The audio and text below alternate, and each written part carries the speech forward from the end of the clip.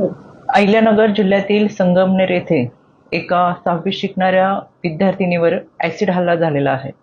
यामध्ये ही विद्यार्थिनी सकाळी शाळेतून घरी जात असताना पत्ता विचारण्याच्या बहाण्याने तिला अडवून तिच्यावर ॲसिड हल्ला केलेला आहे.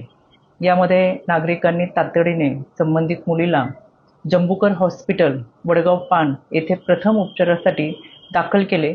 त्यानंतर लोणी येथील हॉस्पिटलमध्ये या मुलीला ॲडमिट करण्यात आले. सध्या मुलीची प्रकृती स्थिर असून तिने दिलेल्या जबाबानुसार आणि प्रत्यक्षदर्शी काही व्यक्ती होत्या त्यांच्या सांगण्यानुसार गुन्हा नोंद करण्यात आलेला आहे. यामध्ये सीसीटीव्ही कॅमेऱ्याचे फुटेज असतील, त्याचबरोबर शाळेतील काही सीसीटीव्ही फुटेजचे कॅमेरे आहेत. एकत्रित याची पाहणी करण्यासाठी पोलिसांनी पथक नेमलेले आहे. यामध्ये आरोपीचा लवकरच तपास करावा यासाठी राज्य महिला आयोगाच्या वतीनं सूचना देण्यात आलेल्या आहेत. यामध्ये तपास अधिकारी प्रवीणजी साळुंके हे व त्यांची संपूर्ण टीम आरोपीच्या शोधासाठी रवाना झालेले आहेत. यामध्ये तातडीने कारवाई करावी अशा सूचना राज्य महिला आयोगाच्या वतीनं देण्यात आलेल्या आहेत.